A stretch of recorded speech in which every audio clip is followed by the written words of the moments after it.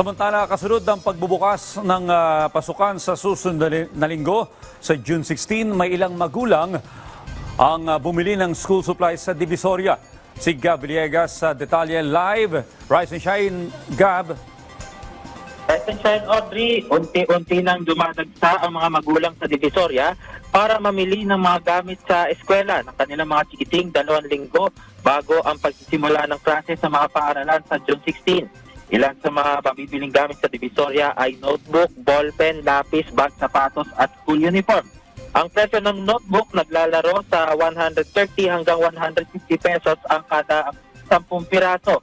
Ang crayons naman naglalaro mula 35 hanggang 85 pesos. Depende kung gaano ito karami. Ang ballpen naman, ang complete set, iaabot sa 35 pesos ang presyo. Ang color pencil naman naglalaro sa 85 hanggang 120 pesos.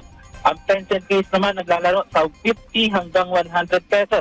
Habang ang watercolor naman ay naglalaro sa 50 pesos. Ang oil pastel naman ay naglalaro sa presyo 65 hanggang 150 pesos. Depende kung gaano ito karami. Ang glue naman ay naglalaro sa halagang 25 hanggang 120 pesos. Depende sa laki. Pagdating naman sa bond paper, ang short bond paper ay 180 pesos ang isang ream. Ang long bond paper ay 220 pesos ang isang rim at ang A4 ay 200 pesos ang isang rim. Ang yellow pad naman naglalaro sa 35 hanggang 60 pesos. Pagdating naman sa mga bag, 180 hanggang 380 pesos ang presyo nito.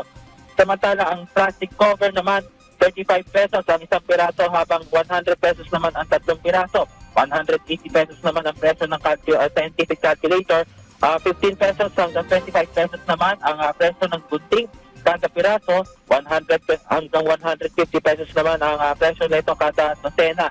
Ang masking tape at cut tape naglalaro sa 15 hanggang 35 pesos.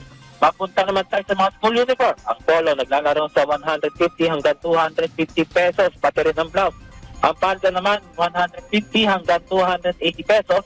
Ang pantalon, 200 hanggang 380 pesos. Ang sando, 60 hanggang 120 pesos. Medyas, 50 pesos ang 3 pares.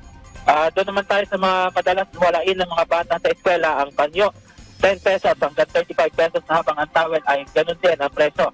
Audrey, ayon sa mga maninindang nakausap natin, hindi pa gano'n karami ang mga nagpupunta dito sa Divisoria para mamili ng mga school supplies. Sa mga oras na ito ay nananatili pa rin maluwag ang Divisoria at inaasahan na sisikip ito o dadagsa yung mga mamimili rito bago mananghali. At yan muna ang update. Balik si Audrey. Maraming salamat, Gab Villegas.